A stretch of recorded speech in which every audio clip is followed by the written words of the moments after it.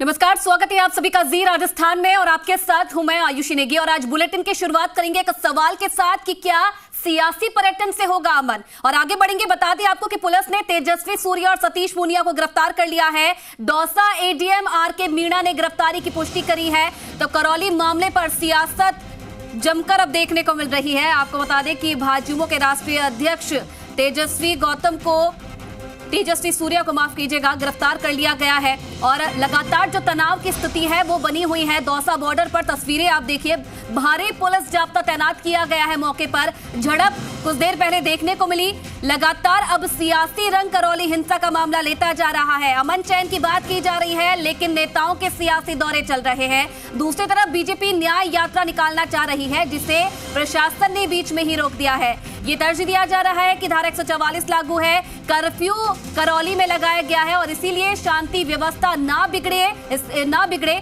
इसलिए इस यात्रा को रोका गया है। लेकिन बीजेपी कार्यकर्ता और जो नेता हैं वो अड़े हुए हैं और ये मांग कर रहे हैं कि उन्हें करौली जाने दिया जाए। तस्वीरें आपके सामने, इस वक्त क्या स्थिति बनी हुई है मौके पर। लगातार समझाइश की कोशिश की जा रही है कार्यकर्ताओं के साथ।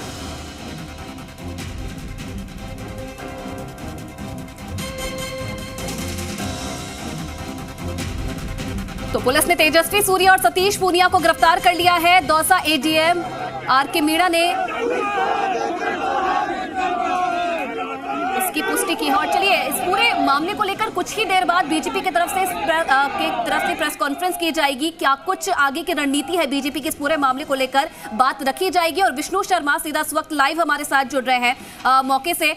विष्णु, क्या तैयारी अब बीजेपी की, क्योंकि देखिए सुबह से ही इस पूरे मामले को जोर शोर से उठाया जा रहा है। भाजयुमो के राष्ट्रीय अध्यक्ष आज प्रदेश के दौरे पर हैं और इस पूरे मामले को उठा रहे हैं। अब क्या और रणनीति बनाई जा रही है बीजेपी की तरफ से? बिल्कुल, भारतीय जनता पार्टी इस मामले में लगातार शुरू से हमलावर है और इस मामले को प्रमुखता से उठा रही है। और पहले जो 5 अप्रैल को यहाँ पर भाजपा ने अपनी प्रदेश कमेटी भेजी थी और वो उसने जांच करके आई और तथ्यों के आधार पर उन्होंने राज्यपाल को ज्ञापन दिया। इस बीच आज भारतीय जनता युवा मोर्चा के राष्ट्रीय अध्यक्ष तेजस्वी सूर्या जयपुर पहुंचे। उन्होंने पहले यहाँ सवाई मानसिंह अस्पताल में भर्ती जो घायल हैं करौली के, उनसे मुलाकात की और उसके बाद वो यहाँ से रवाना हुए करौली के लिए। उनके साथ जो भाजपा प्रदेश अध्यक्ष सतीश पूनिया और जो सांसद है करौली धौलपुर के मनोज राजौरिया, वो थे। इन्हों को सलेमपुर बॉर्डर पर रोक लिया और वहां बड़ी संख्या में कार्यकर्ता धरने पर बैठ गए। काफी देर जद्दोजहद चली और इस दौरान हल्का बल प्रयोग भी पुलिस की ओर से किया गया और उसके बाद इन सभी तमाम नेताओं को हिरासत में ले लिया गया। और इधर अब इस मामले को लेकर भाजपा के जो राष्ट्रीय प्रवक्ता हैं राज्यवर्धन सिंह राठौड़, वो कुछ देर में प्रेस वार्ता करने वाले हैं और उसमें जानकारी देंगे कि क्या घटनाक्रम रहा और टोटल किस तरह से ये न्याय यात्रा निकलने वाली थी। और अब फिलहाल ये है कि लगातार जो भाजपा है वो हमलावर है, वहीं जो कांग्रेस के नेता हैं वो इस मामले में बचाव करते हुए नजर आ रहे हैं। जहां रमेश मीणा और जो कैबिनेट मंत्री हैं प्रताप सिंह खाचरियावास ने, उन्होंने भाजपा की इस न्याय यात्रा को दंगा यात्रा भी करार दिया और उन्होंने कहा कि भाजपा केवल अपना मतलब देख रही है। वहीं दूसरी ओर भाजपा नेताओं को कहना है कि ये जो भाजपा कर रही है वो पीड़ितों को न्याय दिलाने के लिए हो रहा है और ऐसे में उन्हें रोकना गलत है। अब क्योंकि लगातार वहाँ करौली में जो कर्फ्यू था कल 9 घंटे की ढील गई थी और आज जो है ढील उसको घटाकर 4 घंटे की कर दिया गया। यानी ऐसे में कहीं ना कहीं लोग वहाँ भी परेशान हैं और ये पूरे माहौल इस करौली को लेकर गरमाया हुआ है। पूरे प्रदेश में सियासत गरमाई हुई है। दोनों ही दल एक दूसरे को आरोप प्रत्यारोपित कर रहे हैं। जी, अगर विष्णु अपडेट की बात करें, क्योंकि देखिए प्रशासन की तरफ से गिरफ्तार किया गया है तेजस्वी सूर्या को और सतीश पूनिया को, उससे लेकर फिलहाल क्या अपडेट है? और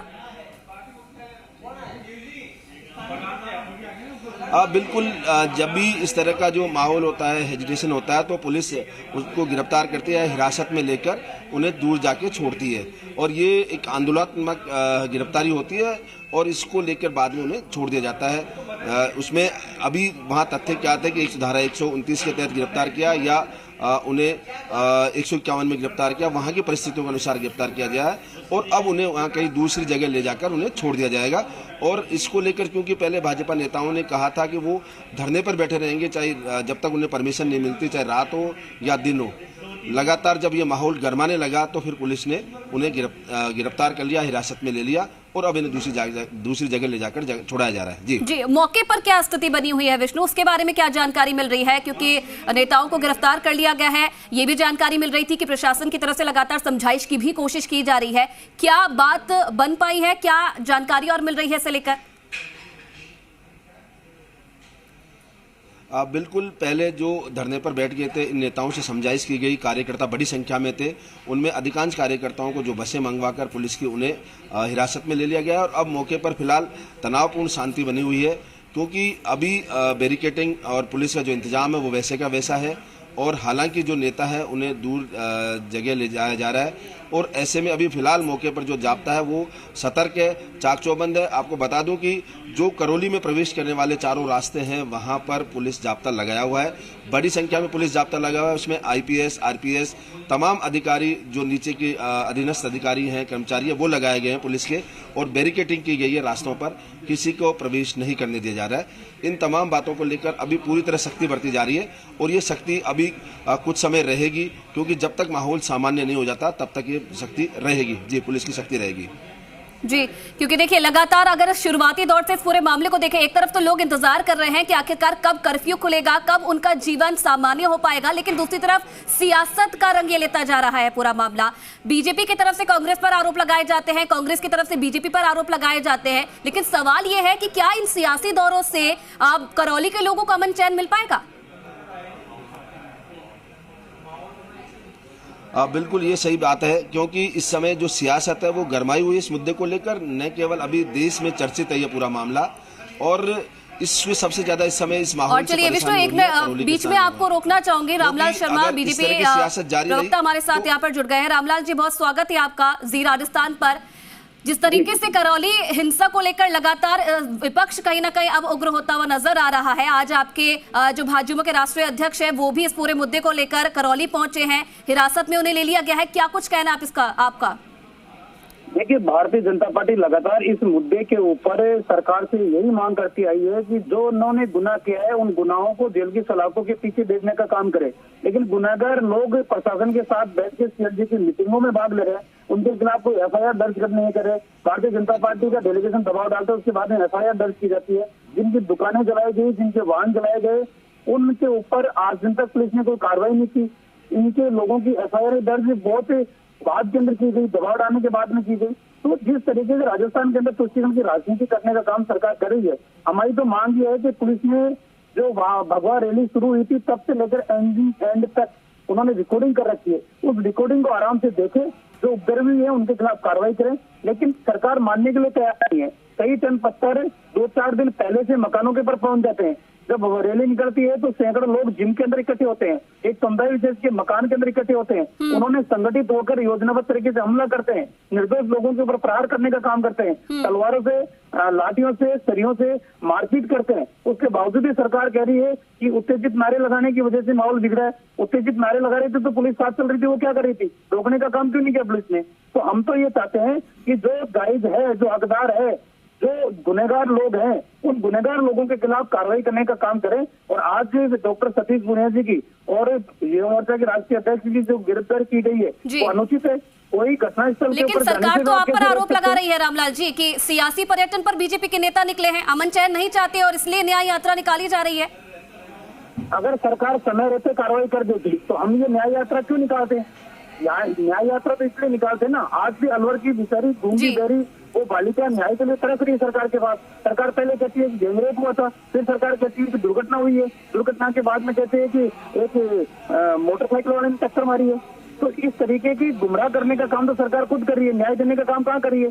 इनके विधायक सरेआम सहायक अभिनेता के साथ मारपीट करते हैं। लेकिन रामलाल जी स्थिति आप समझ रहे हैं ना, दो तारीख से स्थिति तनावपूर्ण बनी हुई है करौली में। लोग इंतजार कर रहे हैं कि कब उनका जीवन सामान्य हो, कब कर्फ्यू हटे, कब एक बार फिर से उनकी जिंदगी पटरी पर लौटे, लेकिन सियासी दौरे लगातार जारी हैं और इस बीच आपका न्याय रैली करना, क्या सच में अमन चैन मिल पाएगा आने वाले समय में या इंतजार और करना पड़ेगा करौली के लोगों को? नहीं तो क्या आने वाले समय के अंदर सरकार ये चाहती है कि इससे बड़ी घटनाएं भी हो? हम तो चाहते हैं कि इस तरीके की घटनाओं को रोकने का काम करें। अब सरकार तुष्टिकरण की राजनीति खुद कर रही है। सरकार का रक्षा मंत्री आदेश निकाल रहा है, नोटिस चला रहा है इस बात के लिए कि प्रदेश के अंदर रमजान का महीना चल रहा है, इस रमजान के माह के अंदर मुस्लिम बहुल क्षेत्र की बिजली नहीं काटी जाए। तो हम आदेश निकाल रहे हैं, सरकार के नुमाइंदे आदेश निकाल रहे हैं, जो संविधान के अंदर एकता अखंडता की बात करते हैं, जो किसी के साथ भेदभाव नहीं करने की बात करते हैं, इस तरीके के आदेश लेंगे क्या? जी, लेकिन रामलाल शर्मा जी, सवाल ये भी है कि क्या इस वक्त न्याय यात्रा करना क्या उचित है? क्योंकि इस वक्त तनावपूर्ण स्थिति बनी हुई है, लोग घबराए हुए हैं, चाहते हैं जिंदगी पटरी पर लौटे। हम तो ये चाहते हैं कि जो भी इस घटना के अंदर दोषी है, जो हमलावर हैं, जिन्होंने इस योजना बनाई है हमला करने की, उनको गिरफ्तार करने का काम करें। सरकार बताए तो सही कितने लोगों को गिरफ्तार कीजिए। सरकार कह रही है कि हम तो बैलेंस कार्रवाई करेंगे, जो पिटने वाले हैं उनको भी आप गिरफ्तार कर रहे हो, जो पीटने वाले हैं उनकी गिरफ्तारी आप कर नहीं रहे हो। बैलेंस कार्रवाई करने के लिए एक नजीर पेश करने का काम सरकार कर रही है। एक पक्ष वो था जो बचाव की मुद्रा के अंदर था, एक पक्ष वो था जो हमलावर था। अब हमलावर को भी आप उतना ही गुनहगार मान रहे हो जितना आप बचाव करने वाला जो पक्ष है उसको भी आप गुनहगार मान रहे हो। जी, ये बचाव क्यों कर रहा था? जी, इस बीच मेरे सहयोगी विष्णु भी जुड़े हुए हैं। विष्णु कुछ सवाल पूछना चाहते हैं। जी विष्णु। रामलाल जी, मेरा आपसे एक सवाल था कि आखिर इसका अंत कब तक होगा, क्योंकि आरोप प्रत्यारोप लगातार दोनों ही दलों से चल रहे हैं और जो आम आदमी है वहाँ जो पीड़ित हो, चाहे दूसरे आरोपी पक्ष हो या जो लोग वहाँ जिनका कोई अभी तक इसमें रोल नहीं है, वो इस तमाम जो सियासत है उसमें फंसे हुए हैं। कैसे इसका निपटारा हो सकता है, बताएं। विष्णु जी, भारतीय जनता पार्टी तो ये चाहती है कि जिन्होंने इस घटना का षड्यंत्र रचा, जिन्होंने इस तरीके का हमला किया, जो गुनहगार है उनको जेल की सलाखों के पीछे भेज दो। हमारा आंदोलन समाप्त है।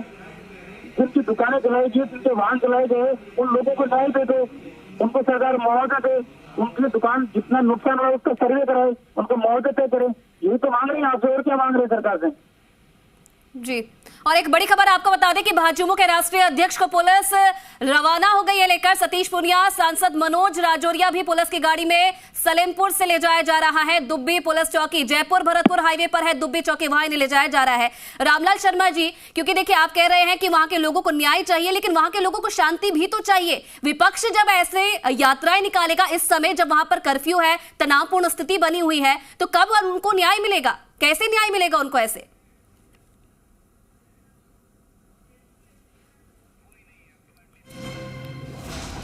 चलिए, संपर्क टूट गया है रामलाल शर्मा जी से हमारा।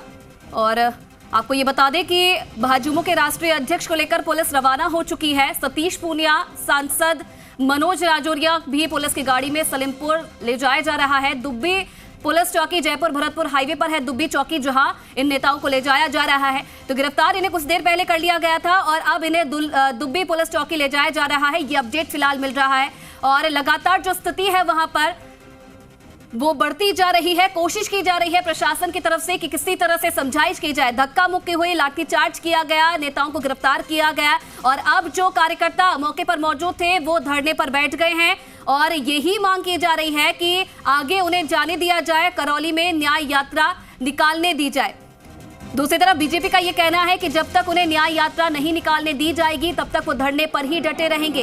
ये कहा जा रहा है कि जो वहां घायल लोग हैं उन्हें न्याय दिलाने के लिए ये न्याय यात्रा निकाली जा रही है। कुछ ही देर बाद बीजेपी की तरफ से प्रेस कॉन्फ्रेंस भी की जाएगी। तमाम बातों का जिक्र इस प्रेस कॉन्फ्रेंस में किया जा सकता है। क्या कुछ रणनीति आगे इस पर रहने वाली है, इसके बारे में भी जानकारी दी जा सकती है। और विष्णु फिलहाल इस खबर पर और ज्यादा जानकारी के लिए लगातार हमारे साथ बने हुए हैं। विष्णु, क्या अपडेट है पीसी को लेकर? बिल्कुल, अभी राज्यवर्धन सिंह राठौड़ यहाँ पर पहुँच चुके हैं भाजपा ऑफिस में और अभी कुछ ही देर में यहाँ जो संवाददाताओं के सामने आने वाले हैं और वो अपनी बात रखेंगे कि आखिरकार जो करौली घटनाक्रम है वो कैसे चल रहा है और इसको लेकर आज जो न्याय यात्रा निकालने वाली थी, क्या आवश्यकता पड़ी, क्यों न्याय यात्रा निकालने की जरूरत हुई और आगे क्या बीजेपी की रणनीति रहने वाली है। इन तमाम बातों को लेकर बात करेंगे क्योंकि जो सांसद राज्यवर्धन सिंह राठौड़ है वो भाजपा के राष्ट्रीय प्रवक्ता भी हैं। ऐसे में उनसे पार्टी की जो अगली रणनीति है उस पर बातचीत की जाएगी और अभी इस समय फिलहाल जो सियासत गरमाई हुई है वो भाजपा के जो राष्ट्रीय संगठन महामंत्री हैं BL संतोष, वो भी कल जयपुर पहुंच रहे हैं और यहाँ पर जो प्रमुख नेताओं की बैठक होने वाली है। ऐसे में इसको लेकर आगे क्या रणनीति रहने वाली है, न केवल इस करौली घटनाक्रम को, बाकी आगामी जो बीजेपी के संगठनात्मक कार्य हैं उनको लेकर भी चर्चा होगी कल। और इन तमाम बातों को लेकर अब जो आने वाले दिन हैं उनमें सियासत पूरी तरह गरमा जाएगी, क्योंकि जहां भाजपा इस पर पूरी तरह अटकी हुई, क्योंकि अभी भले ही भाजपा के नेता इनकार कर रहे हों, लेकिन उनका कहीं ना कहीं जो लक्ष्य है, फोकस है, वो 2023 के चुनाव है, मिशन 2023 है। और चूंकि एक बहुत बड़ा मुद्दा है जो भाजपा की दृष्टि से उनके मुफीद है, और दूसरी ओर कांग्रेस इस मुद्दे पर अपने जो रणनीति है उस पर तहत काम कर रही है। और हालांकि जो नेता है वो भाजपा पर लगातार आरोप लगा रहे हैं, वहीं जो भाजपा वो केवल न्याय की बात कर रही है कि जो वहां पर पीड़ित हैं उन्हें न्याय दिया जाए। कल जो पूर्व मुख्यमंत्री वसुंधरा राजे वहां गई थी, इससे पहले भाजपा के जो दल हैं वो भी जा चुके हैं, और आज जब तेजस्वी सूर्या जा रहे थे, चूंकि उनके साथ बड़ी संख्या में कार्यकर्ता थे, ऐसे में माहौल गरमाने की संभावना थी। इसको देखते हुए पुलिस ने उन सबको रोक लिया और उसके बाद उन्हें डिटेन कर लिया, हिरासत में लेके रवाना हो गई है और अब कुछ समय बाद उनको छोड़ देंगे। लेकिन सबसे बड़ा सवाल यह है कि इस सब के बीच में जो पीड़ित है उनको न्याय कैसे मिले, इन तमाम बातों को लेकर अभी बातचीत की जाएगी कि क्या जवाब भाजपा के जो राष्ट्रीय प्रवक्ता है उनका रहने वाला है। इन तमाम बातों को लेकर बात की जाएगी, क्योंकि विष्णु देखिए, न्याय से जरूरी है कि शांति व्यवस्था कैसे बनी रहे और कैसे जो वहां लोग मौजूद है उनकी जिंदगी एक बार फिर से सामान्य हो सके। जैसे आपने बताया कि चुनावी मुद्दा लेकर चल रही है बीजेपी से, और नेताओं के दौरों के साथ ही ये चुनावी मुद्दा शुरुआत हो गई थी। पहले प्रतिनिधिमंडल पहुंचता है, उसके बाद किरोड़ी लाल मीणा पहुंचते हैं, फिर पूर्व CM पहुंचते हैं और आज भाजपा के राष्ट्रीय अध्यक्ष पहुंचते हैं।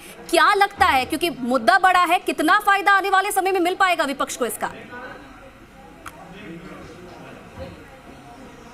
बिल्कुल ये सही है, क्योंकि कहीं ना कहीं जो ये मुद्दा है वो वोटों को ध्रुवीकरण करने वाला है। यानी समाज इस पूरे मुद्दे को लेकर कहीं ना कहीं पूरे देश में ये मुद्दा चल रहा है।